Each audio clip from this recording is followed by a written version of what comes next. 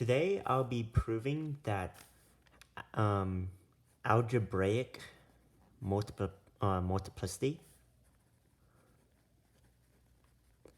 must be greater than or equal to geometric multiplicity. Alright, hopefully you know what these terms mean. Geometric multiplicity means the particular eigenspace or the dimension of the eigenspace of an eigenvalue. And algebraic multiplicity means the power of that eigenvalue in the characteristic polynomial. Okay, so without further ado, let's begin the proof. Let's assume there's some matrix A, which is let me think. Let's say call it a K times K matrix. We're only treating square matrices here, okay? So we have A, which is a K times K matrix. And furthermore, it has an eigenvalue. Let's call it lambda. So this eigenvalue lambda, which has a geometric multiplicity of n, or n independent eigenvectors.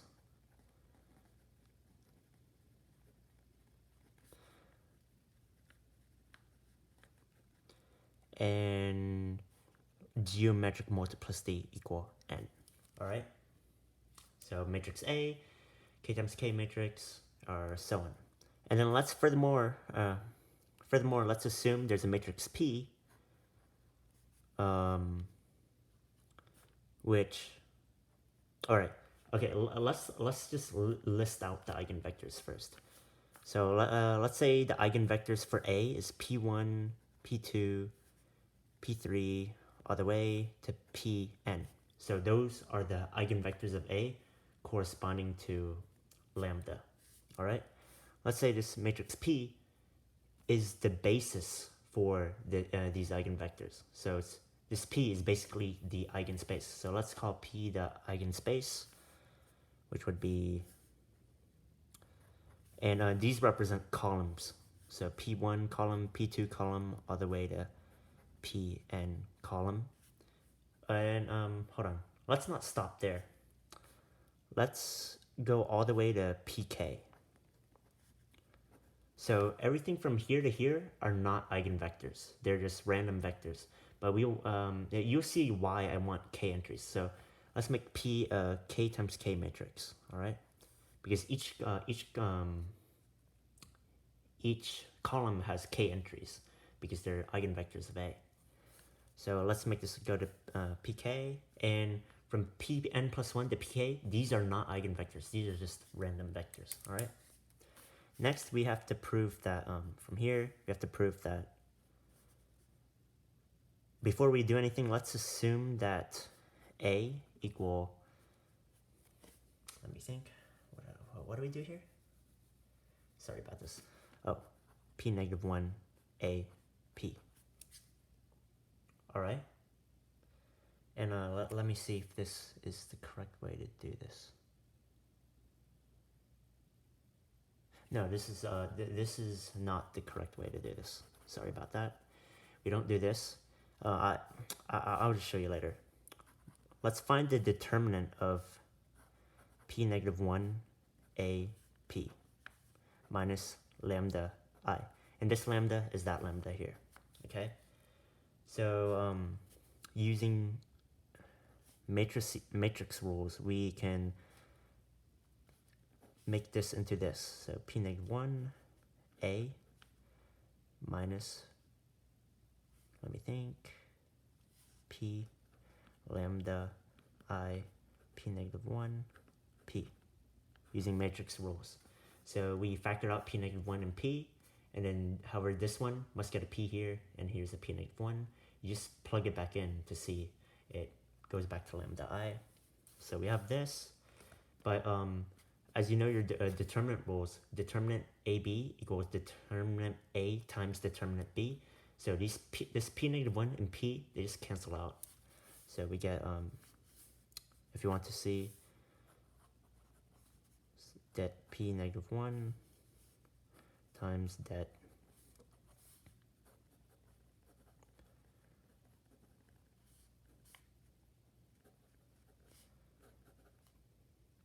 All right, and as you can see here, this multiplied with this is just det 1, and det I, and the determinant of an identity matrix is just 1. So in the end, we just get this, that A minus P I P negative 1. And something you need to remember here is that lambda is just a constant. So we can just take this constant to the front. So we get this.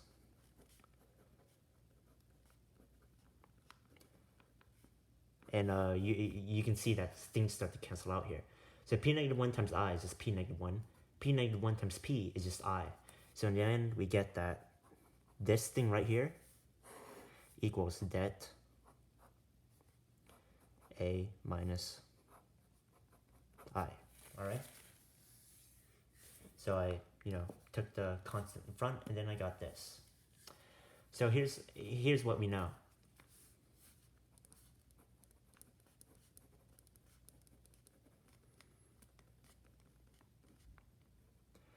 The characteristic equation for det A minus lambda I equals the characteristic equation for the determinant of whatever this is, all right?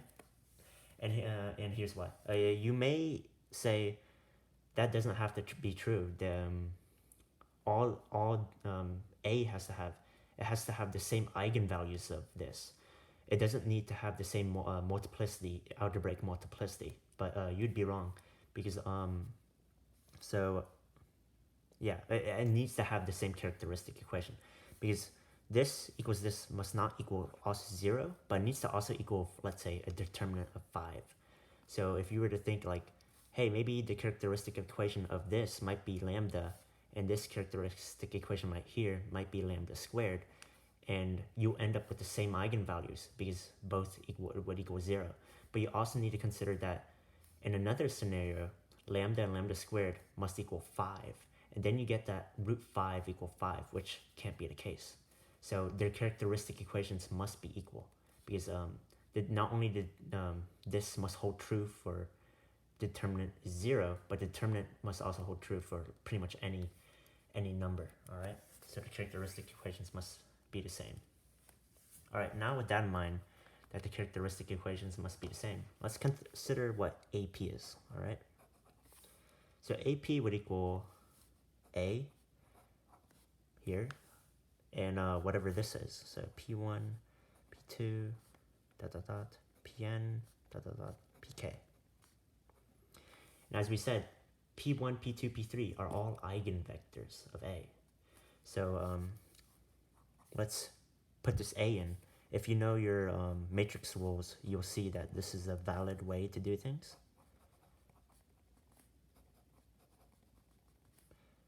A, Pk. And since P1 is an eigenvector, you know that AP1 is just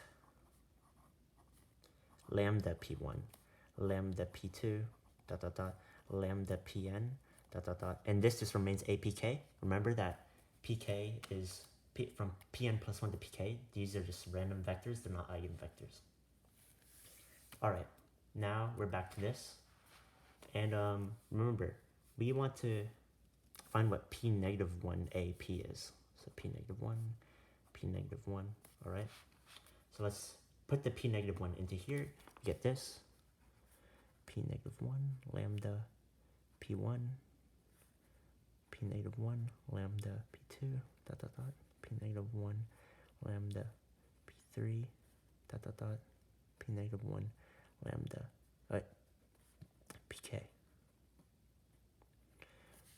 All right, so we know that P negative 1 times P equals the identity matrix.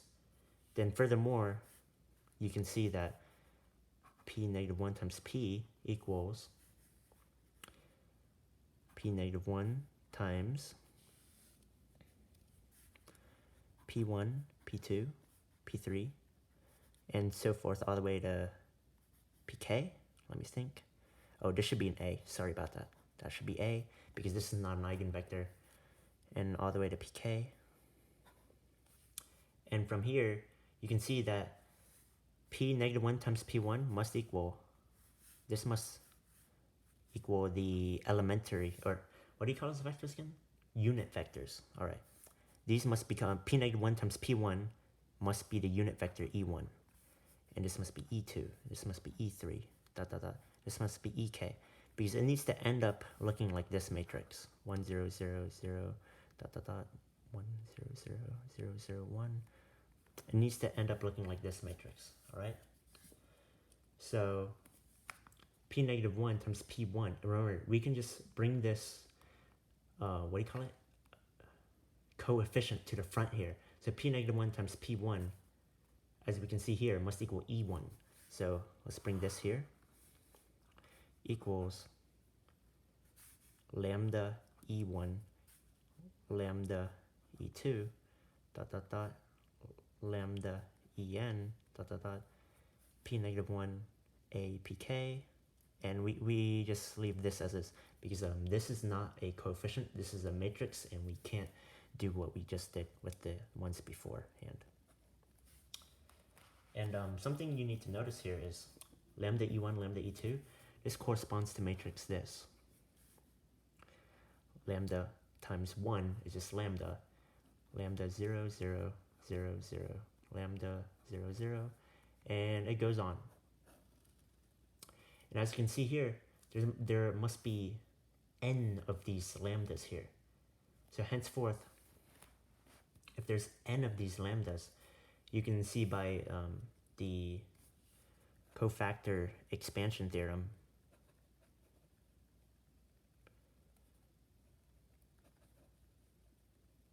that the characteristic polynomial must include lambda to the power of n.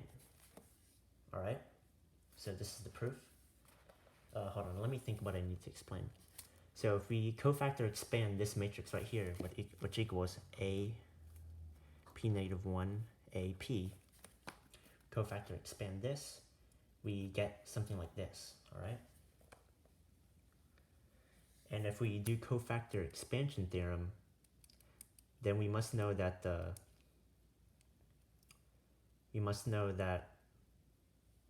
God damn it, yeah.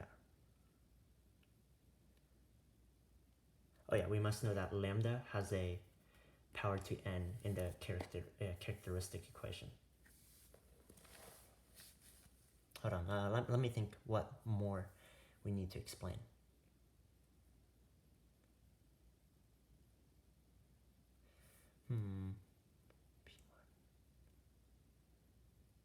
I think that's it, right?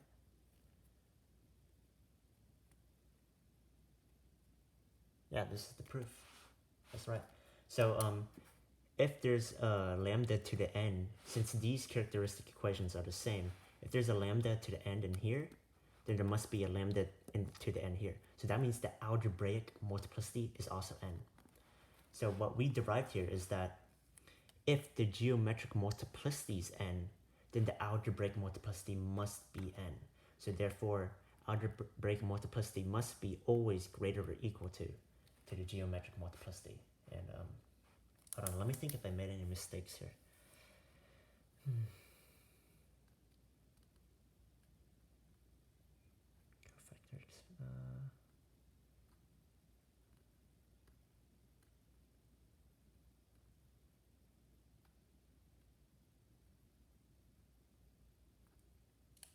So these are all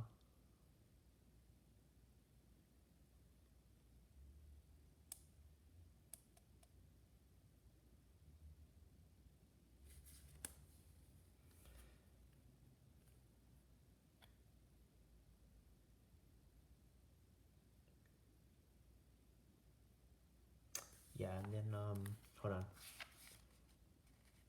Oh, sorry, it shouldn't be lambda to the end. Oh yeah, that's what it is. So we know p negative 1 a times p equals this. So that means p negative 1 a p minus, let's say, lambda. V stands for variable because this lambda is varying. There's many lambdas, so let's say lambda v for variable equals lambda minus lambda v, 0, 0, lambda minus lambda v, 0, 0, 0, 0, lambda minus lambda v, and dot, dot, dot. And as you can see here, lambda minus lambda v must at least have a algebraic multiplicity of n, or the power to n, because there's n of these, or lambda times the n. Okay, I think this I think this finishes my proof. Thank you.